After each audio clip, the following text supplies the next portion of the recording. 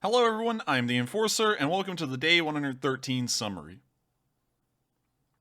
In this first clip, you can see a Mi-24 from Russian Armed Forces being shot down by the Azov Battalion in the southern area of the country.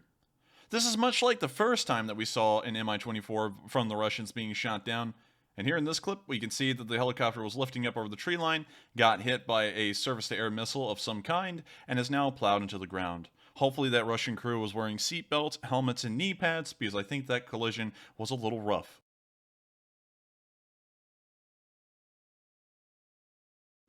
In this next clip, we can see the 80th Air Assault Brigade, which is near the area of Severodonetsk, firing a Stugna rocket at a Russian tank.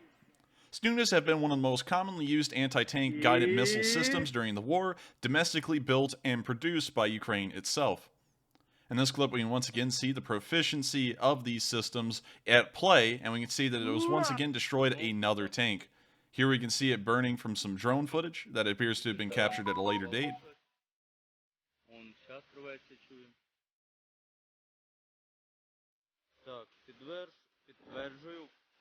And we can see the tank smoldering and burning after another successful Stugna hit.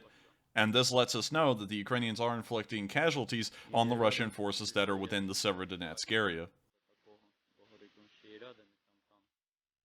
In worldwide news today, we did hear that more Caesar SPGs with a 155mm gun are being sent to Ukraine by France. We can see here these Caesars are being loaded onto an Antonov 124 and then airlifted from there to Poland or Ukraine. We're not exactly sure which at the moment. Finally, we can see one of the Caesar SPGs that has already been in the country still in operation, as the Ukrainians have been using these along with the M777s to a high degree and consider them some of their best artillery pieces. Both the M777 and the Caesar SPG are far more competent and capable than their eastern counterparts, such as a Mr. B.